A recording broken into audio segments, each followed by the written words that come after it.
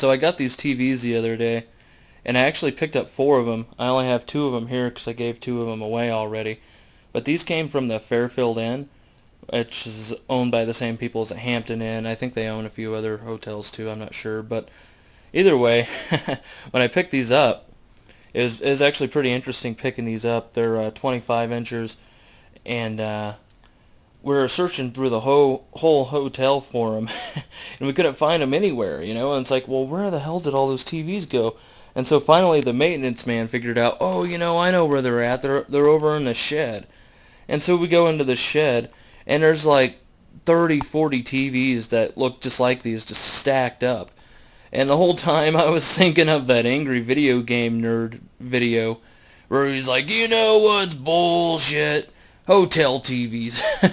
And the 2 things that he mainly complained about in the video, first one is that he was saying that all the TVs in the hotels he was staying at or whatever lacked the inputs on the front. As you can see, these have the inputs on the front.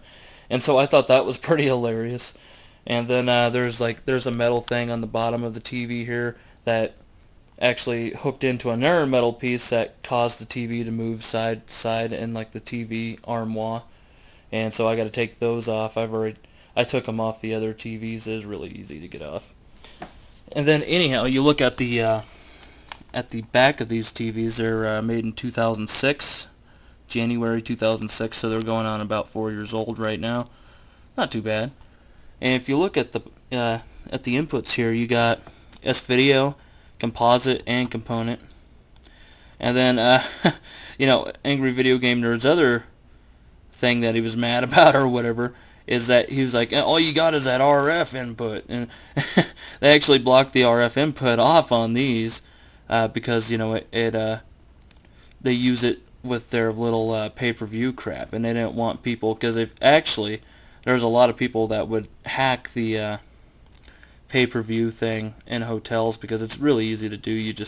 You take this thing off, and then you put your own box in there that has all the stuff, all the filters and stuff, so, and then you can sit there and watch all their pay-per-view movies for free, which is cool because, they come out before they're put out on video a lot of times, so that's pretty cool. Some hotels even have it to the point where you can watch movies that are still in the theater, so that's really cool. But, yeah, I just thought that was hilarious that Angry Video Game Nerd was totally mad about those 2 things, but when I actually got some TVs from an actual hotel, it was quite the opposite. And the reason why, of course, they replaced all their TVs is because they're upgrading to HD TVs. And I went and looked at their HD TVs, and every single one of them had inputs on it.